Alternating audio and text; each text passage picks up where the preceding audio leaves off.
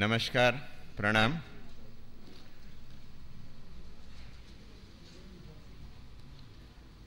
परम आदरणीय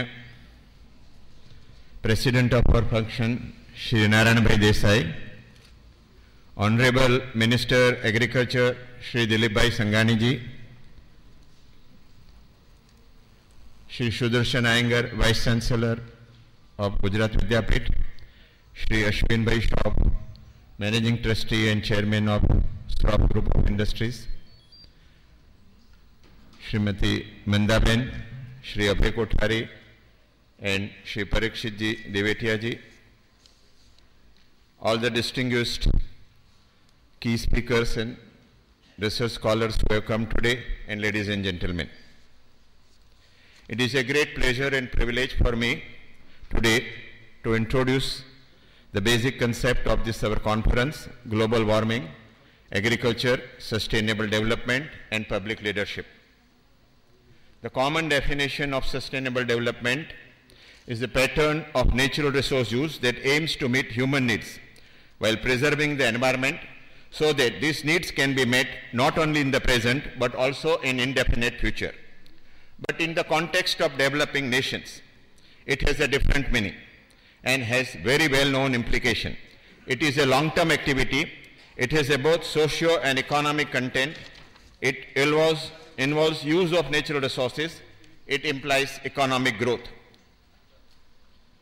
What I am now mentioning is very important for all of us who are sitting here.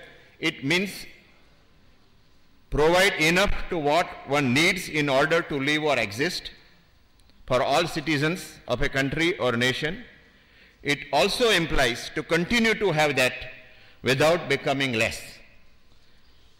Third, it envisages and includes gradual growth in income of all these participants and increase in its size. It endeavors to provide a better quality of life.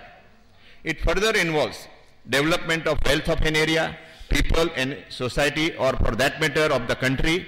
It has a focus on poor families and remote areas. The focus of this conference is therefore promotion of sustainable development which caters to poor, particularly of rural area, whose main occupation is agriculture, either as a cultivator or as an agriculture laborer, and who are under threat due to impact of global warming. Global warming is a phenomenon which has alarmed us everybody. It is seen as a reciprocating response by nature to the activities undertaken by civilizations over a period of time. Global warming is due to increase in emissions of several gases such as CO2 56%, methane 12%, NO2, CFC, etc. Several efforts are being made to reduce carbon emissions through inventions in technology, process, and reduction in energy consumption and use of natural resources. Agriculture, which occupies majority of people in developing world, has become insecure due to unpredictable weather, a consequence of global warming. But most often, its ability to assimilate CO2 and release oxygen through process of photosynthesis is forgotten. And at national and international level, it is not given due weightage in policies for combating global warming. The nature has 5 important forces: the sky, atmosphere, sun, earth, water, and vegetation. These forces are interdependent. They maintain balance and equilibrium of nature. Its appropriate use generates basic resources of livelihood which sustain the habitat and sustainable development. They are responsible for different seasons round the year, the weather cycle that is known as climate.